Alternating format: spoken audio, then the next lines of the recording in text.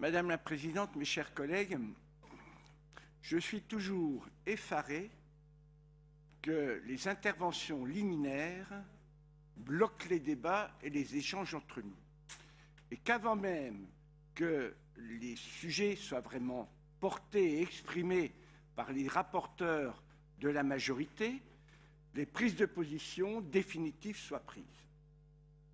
Je le dis parce que la Présidente vous a dit, à propos de l'arbre, et j'ai parlé de l'arbre en premier, on verra la forêt après, vous a dit clairement que j'expliquerai l'amendement qui sera proposé et qui est à la fois un amendement de suppression et un amendement d'ajout.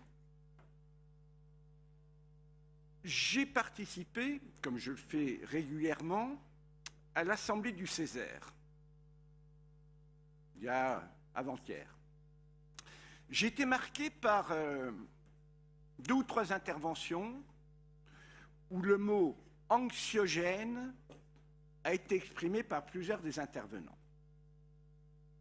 Et en réponse, je leur ai dit que chaque fois qu'un modèle changeait, et surtout dans la période où on élaborait les conditions de changement de ce modèle, l'anxiété était de mise de tous les acteurs. Nous avions connu ça aussi quand nous avons travaillé sur le pacte social. Avant même, alors qu'on était sur des textes et que nos agents ne connaissaient pas le résultat concret, il est très difficile pour un observateur extérieur de voir quelle va être la conséquence de tel ou tel texte en cours d'élaboration, non encore appliqué. Et ce qui se passe sur la SNCF est très édifiant sur le sujet. Puisque le texte est en cours de discussion, je vous ferai remarquer que quand nous avons décidé la date du 25 mai, le texte de loi devait être voté par ordonnance. Donc il aurait dû être voté aujourd'hui. Or, le texte de loi n'est pas voté aujourd'hui. Il est en cours de discussion et le vote solennel devrait être à la mi-juin. Donc nous avions fait comme si c'était exactement la même chose pour la loi d'orientation des mobilités, où le texte de loi n'est pas voté actuellement. La seule différence, c'est qu'on a beaucoup plus de connaissances sur son contenu que sur l'atterrissage final du texte de loi sur le pacte ferroviaire. Et l'anxiété, elle est à tous les niveaux. Elle est déjà au niveau des agents concernés par ces changements, qui ne savent pas vraiment ce qui va se passer sur le statut du personnel. Parce que c'est en négociation. L'anxiété, elle est aussi pour les services de la SNCF. Savoir comment on va faire pour l'avenir de la propriété des trains. Comment les installations qu'ils gèrent actuellement, mais qu'on a financées, les installations de maintenance, vont être traitées. Je ne vais pas sortir toute la litanie des inconnus que nous avons et qui sont des éléments anxiogènes. Et puis, il y a l'anxiété aussi, du fait de la grève, de tous nos concitoyens qui voient un service public diminuer, malgré tout le travail considérable, et je tiens à le saluer, effectué par SNCF Mobilité TER, pour qu'effectivement, sur les trains du quotidien, cela ait le moins d'impact possible et les moyens disponibles dont ils disposent puissent être mis en œuvre. Je dois dire que le travail qui est fait au niveau national, mais surtout local, pour que les jeunes qui ont des examens puissent avoir des trains pour y aller, si c'est le seul moyen de transport pour y aller, et donner la priorité dans les trains à cela, c'était travailler avec le rectorat, et c'est une très bonne initiative, la présidente l'avait demandé, la SNCF et le rectorat l'a fait, et c'est ça le partenariat que l'on veut. Alors, fort de ça, ce que nous proposons, ce que la présidente a annoncé, c'est d'une part le retrait des articles, l'article 19 de la Convention, le retrait de l'annexe 17, qui est lié, puisque c'était la méthode de détourage, et c'est l'ajout dans la Convention, dans le préambule, après le 5e alinéa du préambule de la Convention, le texte suivant, en fonction des textes à intervenir, c'est-à-dire c'est la loi et les décrets. une concertation approfondie avec les organisations syndicales cheminotes, les représentants des usagers et SNCF Mobilité sera organisée par la région sur la perspective d'une anticipation de l'ouverture à la concurrence de certaines lignes du périmètre de la Convention. Ça, c'est l'engagement, la présidente l'a rappelé, que nous avions pris avec les organisations syndicales que nous avons rencontrées. Suite du texte, sous réserve d'un résultat positif de cette concertation et d'une analyse favorable des conséquences administratives, techniques et budgétaires de cette problématique, un avenant à la présente convention pourra être adopté par délibération du Conseil régional. C'est-à-dire, on attend que les textes de loi soient là pour reprendre le chantier, c'est ce que la présidente a dit, c'est se donner le temps que le débat puisse s'instaurer avec des conditions de loi stabilisées. J'ai donc présenté cet article et maintenant, attaquons-nous à la forêt.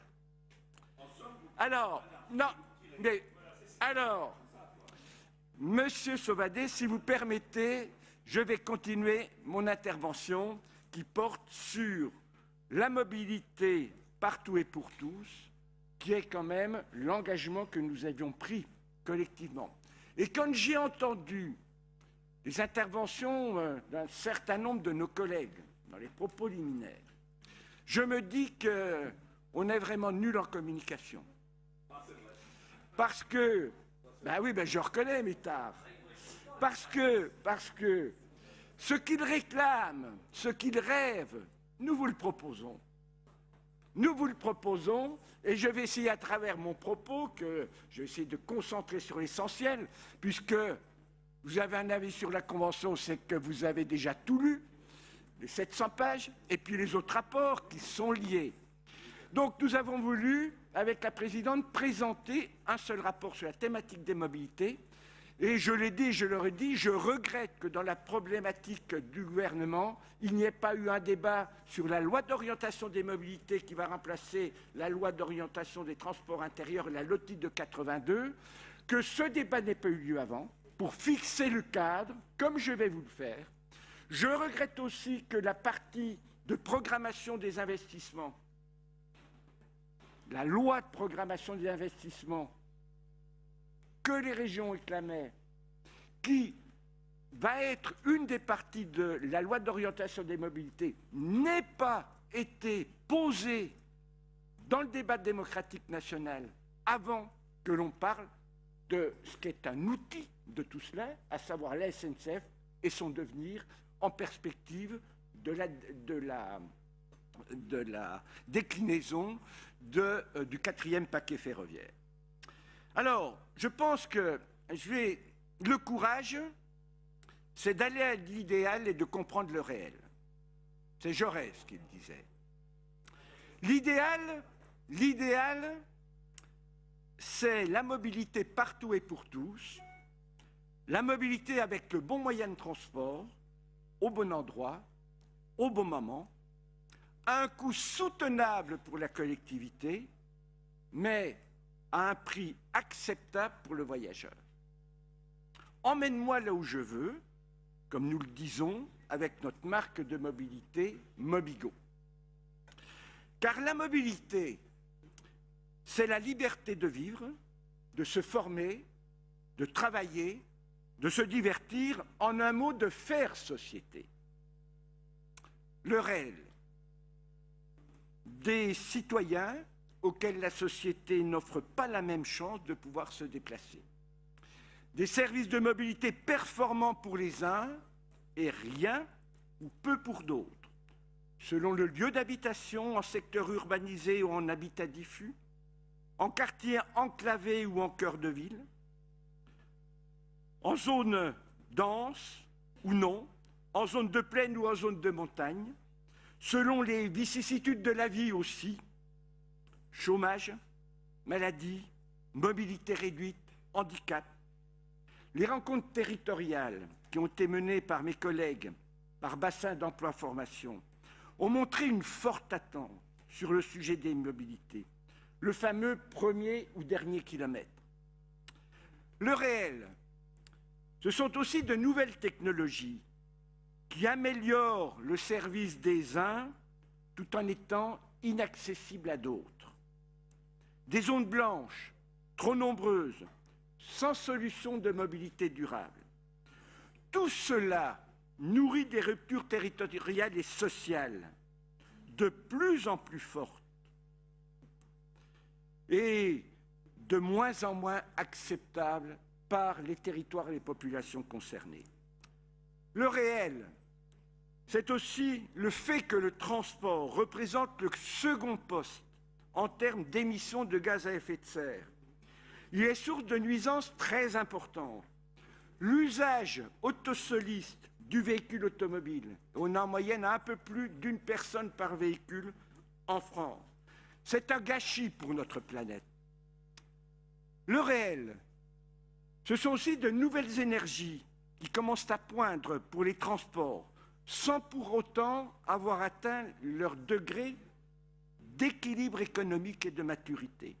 L'énergie électrique, à partir de batteries ou d'hydrogène embarqués, le gaz naturel pour villes d'origine renouvelable. Voilà pour le réel. Le courage, c'est s'emparer de cette réalité, briser les résistances, faire preuve d'imagination et de pragmatisme pour rendre effectif, et je cite là un article de la LOTI dont je parlais tout à l'heure, rendre effectif le droit qu'a une toute personne, y compris celle dont la mobilité est réduite ou souffrant d'un handicap, de se déplacer et la liberté d'en choisir les moyens. Ceci a été écrit en 1982. On voit qu'il manque quelques pièces pour que cela devienne réalité aujourd'hui. Il existe beaucoup d'initiatives publiques et privées dans nos territoires, des gestes de solidarité envers les plus démunis et les publics fragiles, des innovations porteuses de solutions d'avenir, mais des réalisations trop souvent isolées, pas assez coordonnées, qui ne peuvent produire les effets d'une politique efficace sur l'ensemble du territoire, malgré tous les efforts déployés par les uns et les autres. Tout en prenant en compte les acquis de la loi NOTRe, avec notamment une répartition des compétences de mobilité entre les territoires urbains, les intercommunalités volontaires et la région, il est grand temps de repenser une nouvelle architecture régionale des mobilités qui n'oublie aucun territoire, qui n'oublie aucun public et qui fait une large place à l'innovation. La région doit être l'architecte de cette nouvelle donne. Mais chaque niveau de collectivité, chaque acteur du territoire, chaque entreprise partie prenante aura sa part de responsabilité liée à ses compétences. C'est un défi spatial de couverture équitable de l'ensemble du territoire régional. C'est un défi social et un devoir envers notre jeunesse. C'est un défi environnemental avec une urgence de plus en plus prégnante. Pour réussir ensemble, faisons nôtre la pensée d'Antoine de Saint-Exupéry, chacun est responsable de tous. Aujourd'hui, la question n'est pas de savoir si la mobilité est un sujet important dans notre société du XXIe siècle. Tout le monde s'accorde sur ce point. La question est de dire comment nous agissons et avec quels moyens. Parce que nous voulons répondre à chaque situation individuelle, nous devons mettre l'usager au cœur de nos politiques de mobilité. Tout plaide pour penser global sur le territoire, pour partager entre les transports réguliers et nouvelles mobilités, actives et partagées, pour penser durable, car nous devons à la planète une économie décarbonée, pour penser connecté, pour offrir une chaîne de mobilité efficace, pour penser simplifié, pour qu'en un clic, on puisse obtenir un titre de transport, pour penser accessible pour toutes les personnes à mobilité réduite, pour penser proche, pour penser solidaire avec une tarification adaptée. Au-delà d'un engagement, nous vous proposons une stratégie et des actes. C'est ce qu'incarne la nouvelle convention régionale SNCF. la nouvelle tarification unique des cars régionaux, le soutien aux plateformes de mobilité, notre engagement sur l'accessibilité des gares et des moyens de transport, la tarification solidaire pour aider les plus fragiles, les demandeurs d'emploi, la politique d'investissement vigoureuse dans les gares, les premiers nœuds ferroviaires d'intermodalité avec les équipements en abri vélo sécurisés, mais aussi le renouvellement et l'entretien du matériel ferroviaire, autant de rapports sur lesquels nous aurons à délibérer. La marque Mobigo, Bourgogne-Franche-Comté, à la hauteur de notre ambition « Emmène-moi là où je veux », labellise et s'impose à tous nos partenaires selon une charte de communication. La première charte est celle qui est annexée à la convention SNCF, qui va se décliner ensuite avec tous nos prestataires de transport, qu'ils aient été choisis par marché ou par DSP. La charpente de l'intermodalité, c'est l'outil Mobigo version 3, de l'information à la distribution à l'égal des métropoles les plus innovantes. Il s'agit ni plus ni moins de fournir un système d'information voyageurs et de distribution de titres de transport avec des fonctionnalités égales à celles des réseaux urbains les plus innovants. Les nœuds d'intermodalité, là où le voyageur passe d'un mode de transport à un autre, sont primordiaux dans la chaîne de mobilité à organiser. Quels sont-ils? Tout d'abord, les parkings de covoiturage où l'on passe de la voiture individuelle à du covoiturage. Les arrêts de cars régionaux, présents dans toutes nos communes et accessibles par la population de proximité à pied. Les gares et haltes ferroviaires, au nombre de 200 en France, une gare nationale, 20 gares régionales, 41 gares de proximité, 138 gares d'intérêt local. Ces 200 gares sont là des lieux où tous les modes de transport et de mobilité peuvent et doivent converger. Le vélo notamment. Et nous proposons, dans le rapport, le premier déploiement d'abris vélos sécurisés dans 31 gares. Toutes les gares ont eu à l'origine une double vocation, des trains qui s'arrêtent et des guichets. Nous n'avons plus sur ces 200 gares, il faut que tout le monde en soit conscient, nous n'avons plus que 43 gares avec des guichets, soit moins de 25% des gares. On constate une lente érosion des gares avec guichets depuis plus de 2 décennies. Et dans la plus grande d'entre elles, la seule nationale que nous les ayons avec 13 000 passagers par jour, pour ceux qui la fréquentent, avez-vous remarqué que là où il y avait une batterie de guichets, eh bien ce sont des commerces qui l'occupent maintenant et qu'il ne reste plus que quelques guichets, 2 ou 3, pour renseigner les clients. Cela s'est fait progressivement parce que les habitudes ont évolué. Et cela, il faut le prendre en compte. Mais ces mutations, c'est vrai, le Césaire l'a dit, il a raison, déshumanisent progressivement les gares. Et avec la digitalisation qui est nécessaire pour développer les outils facilitateurs de l'intermodalité et de l'information en temps réel, la disparition des guichets est progressive, mais inéluctable. Comment éviter, si on se projette dans le temps, comment éviter que la quasi-totalité des gares, le moment venu, se transforment en halte ferroviaire comme c'était le cas, que l'on a vécu depuis 2 décennies? Comment redonner la vie aux principales gares? Comment, dans ces conditions, réenchanter les gares? Réenchanter les gares. Ce travail doit être conduit en proximité avec les élus locaux.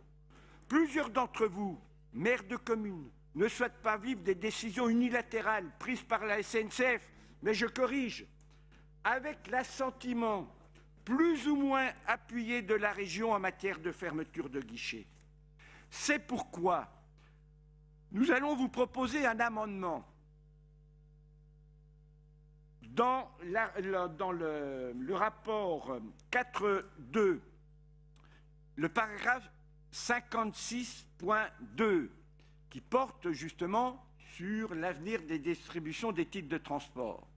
Nous vous proposons un texte amendé dans lequel nous disons, nous regroupons dans la Convention ce qui était dans la Convention et dans la délibération, aucune fermeture de point de vente avec personnel ne pourra avoir lieu sans que le maire de la commune concernée n'ait pas été sollicité en vue d'avoir donné son avis explicite sur des solutions alternatives proposées.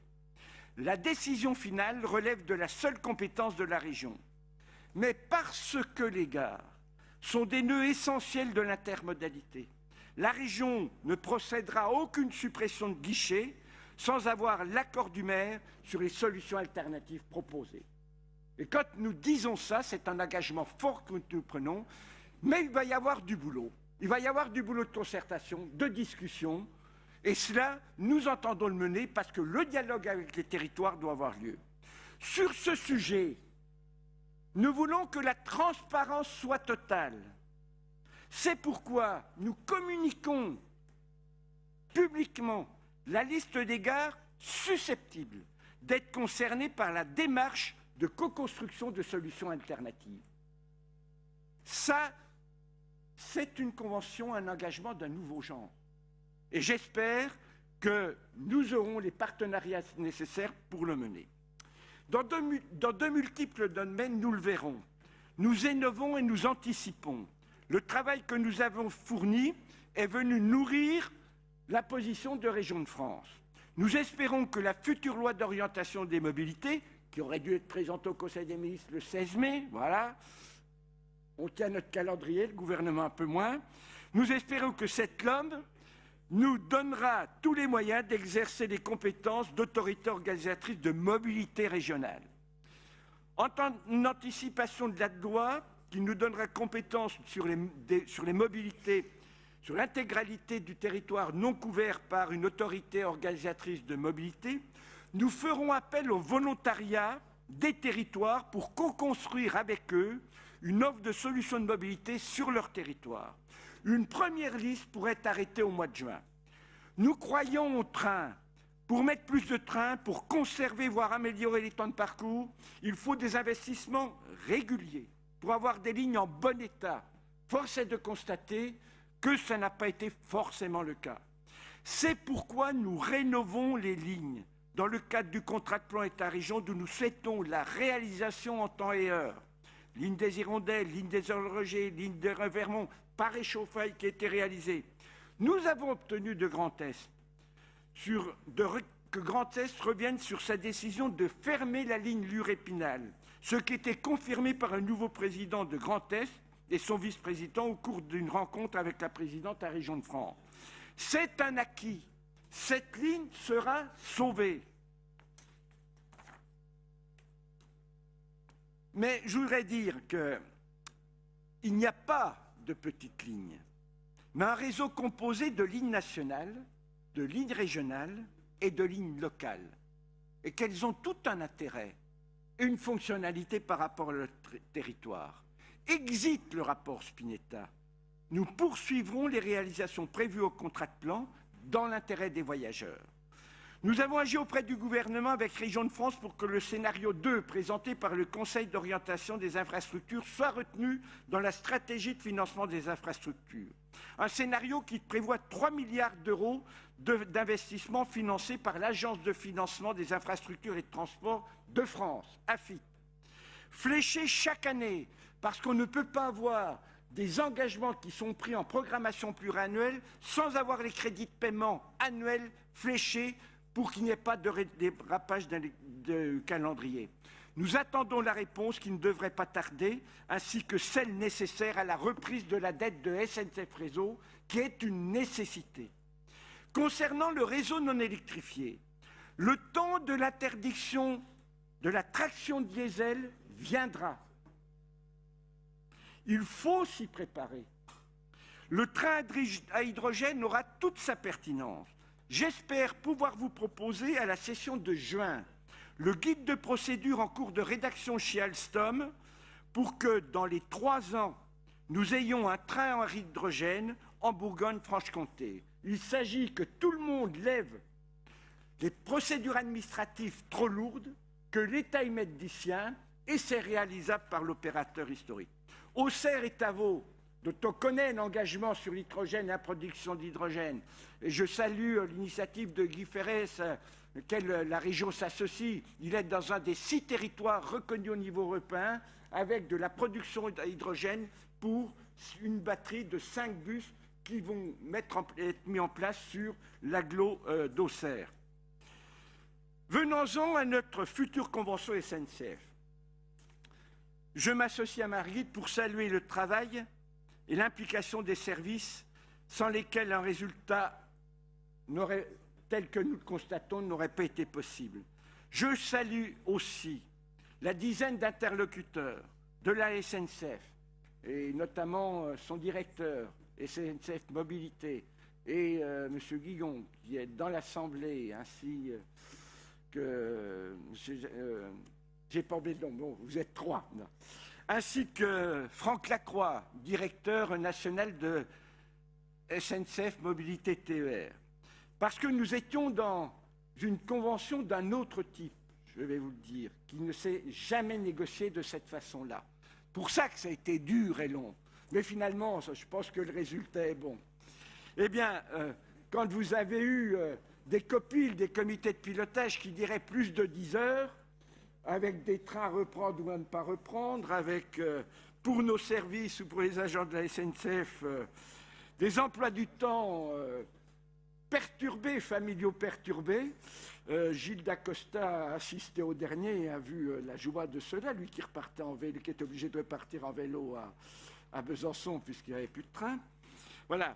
Donc, ce que je voudrais dire, c'est que nous sommes appuyés sur l'analyse des besoins réels de chaque territoire pour proposer les réponses les mieux adaptées en quantité et en qualité, celles qui favorisent l'intermodalité de tous les modes de transport et leur complémentarité.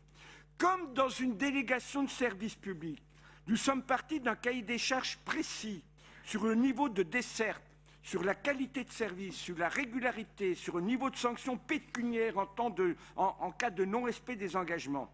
Ainsi, nous avons pu en tirer le meilleur dans la convention. Mais, et c'est la différence entre une convention négociée et une DSP, sans être en capacité d'imposer tous nos choix, car c'est une convention et pas une DSP. Nous devions de négocier un point d'équilibre avec l'opérateur historique et je pense que nous l'avons trouvé. Après un an de travail de nos services avec divers AMO, 6 mois d'âpres négociations, la région Bourgogne-Franche-Comté et SNCF Mobilité ER sont prêts à s'engager sur une convention contribuant de manière inédite à la mise en place d'un système de mobilité quotidienne audacieux, attractif et performant. Cette convention est fondée sur la confiance. La confiance. La confiance et volonté partagée de la région et de la SNCF de développer le nombre de voyageurs. La confiance avec les territoires qui doivent être mieux associés. La confiance avec les cheminots qui auront toujours le service public chevillé au corps, quel que soit leur employeur actuel ou futur. Et nous espérons que nos concitoyens auront aussi rapidement confiance en nous, en nos politiques de mobilité, car ils sont notre raison d'être. Le TER est le réseau de transport à la fois le plus structurant pour notre territoire, mais aussi le plus rigide en matière d'organisation, le plus cher en fonctionnement. Parce que nous croyons que le train est un élément essentiel de la cohésion et de l'aménagement de notre territoire. Parce que nous pensons que c'est un moyen de transport surécologique. Parce que nous croyons que le service public doit être défendu et promu. Nous souhaitons le développer en proposant 37 trains supplémentaires, 10 000 places supplémentaires par jour aux usagers. La prochaine convention met le voyageur du quotidien occasionnel au cœur de nos choix. Nous devons offrir un coût acceptable pour la région et l'usager, des trains qui partent et arrivent à l'heure, des trains plus ponctuels, coordonnés entre eux et avec les autres modes de transport de la chaîne de mobilité. Un confort et des services à bord qui permettent de faire du temps de déplacement un temps utile. Une information en temps réel des perturbations pouvant intervenir sur le réseau afin que l'usager ne découvre pas en gare le retard, voire la suppression du train. La distribution en un clic d'un panier de types de transport intermodaux nécessaires pour aller d'un point A à un point B sur l'ensemble du territoire de la région, en y intégrant des mobilités partagées, covoiturage, autopartage, et des mobilités actives, marche à pied, vélo, vélo assistance électrique. Ceci avant la mise en place de la billettique. Une communication partagée entre l'opérateur historique du train, du service train et la région responsable de l'intermodalité intégrée à la politique de communication de Mobigo. La façon de se déplacer, les comportements changent. Le développement du covoiturage en particulier chez les jeunes, mais aussi la concurrence des trains nationaux conduit à une baisse régulière de l'utilisation du train des voyageurs occasionnels. En revanche, l'utilisation régulière du train pour les abonnés est stable, voire en augmentation. Ces tendances fortes sont observées dans toutes les régions. Ils conduisent à une augmentation mécanique de la subvention d'équilibre versée par les régions, puisque les occasionnels dont la fréquentation baisse contribuent 2,5 fois plus pour un kilomètre parcouru qu'un voyageur abonné. La liberté tarifaire va nous permettre de lutter contre cette tendance en rééquilibrant les prix occasionnels et abonnés. C'est une mesure d'équité, puisque les moyens associés aux heures de pointe représentent 70% des coûts de production de l'offre, alors que les recettes des abonnés ne représentent que 30% du total. Notre vision de l'offre est toute sauf malthusienne. Au contraire, nous développons l'offre pour capter les voyageurs occasionnels à travers une tarification lisible et attractive. Cette politique est mise en place depuis le 29 août avec des résultats encourageants. Elle va se poursuivre avec la tarification solidaire pour les demandeurs d'emploi qui fréquentent Pôle emploi et les jeunes bénéficiant des systèmes PASSEA et Garantie Jeunes des missions locales. En quoi cette convention est-elle innovante? En quoi répond-elle aux défis de mobilité que j'ai exposés? En quoi la région Bourgogne-Franche-Comté va-t-elle servir d'exemple, et cela bien au-delà des points de vue partisans? Déjà, c'est un engagement pluriannuel sur 8 ans, inédit de l'exploitant, portant sur des charges forfaitisées, un engagement sur le trafic et les recettes directes, dans le cadre d'un partenariat soutenu et solidaire, et l'activation de leviers de productivité identifiés et partagés entre les partenaires. C'est une amélioration de l'attractivité et de la pertinence de l'offre, tout en maîtrise des charges et recettes, donc de la contribution. C'est l'amélioration de la qualité de service aux voyageurs, prise en compte de la qualité perçue, prise en compte de l'occupation des trains dans le calcul de la régularité, doublement des enjeux financiers des objectifs de réfaction, bonus-malus et pénalités aux conventions actuelles, mesure de la ponctualité par ligne, toutes causes confondues, sans aucune clause exonératoire, ce qui est une première obtenue en France dans une négociation. C'est un dispositif élargi d'indemnisation des voyageurs, au-delà des abonnés annuels concernés à partir de la fin 2018. Le nouveau mécanisme d'indemnisation mis en place dans notre région sera élargi fin 2019 aux abonnés mensuels et aux clients occasionnels digitalisés. Il s'agit d'une première en France obtenue et la FNOT salue cela. C'est une dynamique commerciale renouvelée et favorable au développement du transport public. La Convention prévoit un dispositif partagé entre les régions et SNCF visant à renforcer l'attractivité du transport public en général par une approche marketing et commerciale cohérente autour de la marque Mobigo et du développement du TER. Dans ce cadre, notamment, l'animation de la relation clientèle et les actions de communication voient leur budget plus que doubler.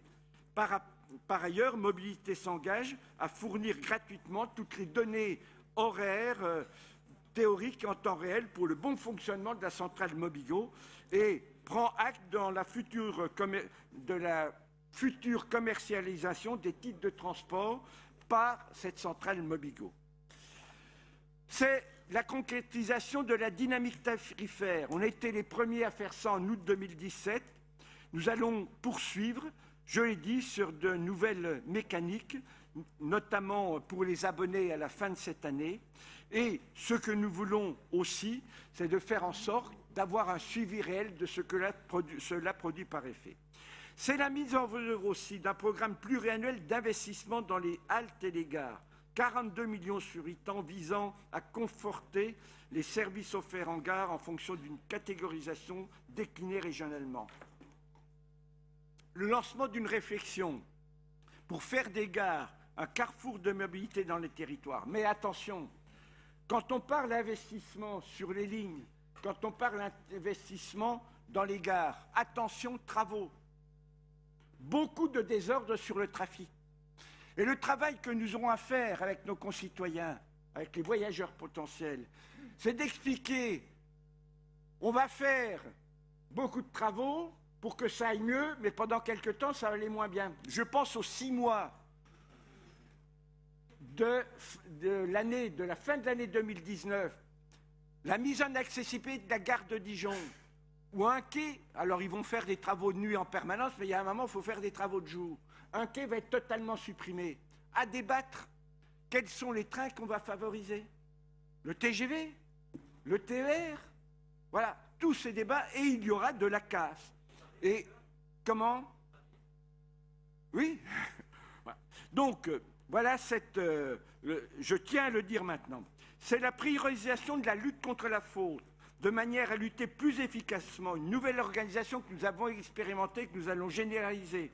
C'est le passage au billet un jour aussi, et le contrôle d'accès en gare de Bercy dès juillet 2020, parce qu'on sait qu'on a un taux de fraude supérieur à 20% sur ce territoire. Cette question... Oui, j'ai 36 minutes. Oh ben c'est pas mal, je pensais faire 1 heure. Alors, ben, tu m'as... Il y a aussi à traiter le... Attends, j'en étais où? Oui. C'est... Non mais, oui, on m'a fait remonter l'heure, mais ça va revenir. Bon, j'en étais aux investissements. C'est l'accompagnement aussi de la numérisation des ventes, objectif d'atteindre 50% des ventes digitalisées d'ici 2020. Mais une politique volontariste d'accompagnement, de changement d'habitude est prévue dans la Convention. Ce sont des investissements en gare aussi dans le CPER. Et notamment, je voudrais avoir un regard tout particulier sur la question du handicap qui est traité dans les gares, mais que l'on va traiter aussi à travers une délibération pour les arrêts routiers. De même, la Convention signée pour une durée de 8 ans nécessite une synchronisation entre l'acquisition de matériel roulant, qui a une durée de vie de 30-40 ans, et nos besoins, notamment sur la problématique de la desserte de Paris, où effectivement, eh bien, on va travailler avec Île-de-France sur la façon dont ils vont concevoir eux-mêmes le transport pour voir comment nous insérons dedans. En combinant des orientations fortes sur la consistance de l'offre, l'amélioration de l'accueil en gare, le matériel roulant, la tarification, que la Convention TER offrira des solutions de mobilité améliorées pour les habitants de la région. Mais elle ne suffira pas elle-même. Elle s'intègre dans une chaîne de mobilité qui est l'affaire de tous et pas de la seule région. Et je l'ai dit aussi, des entreprises pour les déplacements domicile-travail. Les plateformes de mobilité permettent de trouver des solutions alternatives et la région a décidé de lancer son premier appel approché à l'échelle de la grande région. C'est le rapport 4.7 que l'on aura à voter. Enfin, la tarification plate à 1,50 €. Pardon. Ah, c'est ma femme. Elle veut savoir à quelle heure ça commençait pour me regarder. Enfin, la tarification plate à 1,50 €, chère à François Sauvadet en Côte d'Or, dans tous les cartes départementaux, quelle que soit la distance parcourue, est un acte fort pour inciter à utiliser les transports en commun. Par contre, je le dis, ce n'est pas valable pour les TER, les cartes TER qui sont en desserte combinée avec le train. Parce que c'est une façon de protéger le train, de ne pas mettre à cette tarification plate. Autrement, on démontrerait, on donnerait la volonté de transférer du train, beaucoup plus de trains, sur du car ou du combiné beaucoup plus. Donc ça, c'est un acte de protection du train. Vous pouvez me demander, parce que je vais m'arrêter bientôt, si vous voulez, des précisions sur tel ou tel point des rapports que nous passerons. L'important, une fois voté, ce sera de faire vivre cette convention, d'en assurer le pilotage. Le premier acte sera celui de l'après-grève. Il y a toujours une fin, une grève. Comment faire pour faire revenir le plus rapidement possible les voyageurs dans nos TER, maintenant qu'ils ont parfois goûté à des solutions alternatives qui, remarquez-le, sont beaucoup plus nombreuses qu'en 1995. Beaucoup plus nombreuses, ce qui explique parfois que le système D, qui grâce à la digitalisation se développe de plus en plus, eh bien, peut être un concurrent au train. Et puis, je le répète, la présidente l'a dit, à la demande de Patrick Jean en commission 4, nous vous proposons la création d'un groupe miroir composé d'élus pour suivre le déroulement de cette convention, parce que si vous avez vu, il y a beaucoup de prévus de points de rediscussion possibles, parce que chaque fois que l'on va s'écarter d'une des trajectoires de recettes, de charges ou autres, eh bien, il y a des cliquets qui sont mis pour discuter. Et cela, c'est la grande nouveauté de cette convention, c'est qu'on est dans la co-construction en temps réel, dans la réactivité et dans le partage de responsabilités. Et c'est une convention qui prend des risques, mais qui mise sur une confiance, et j'espère que la confiance, on l'aura par un vote unanime.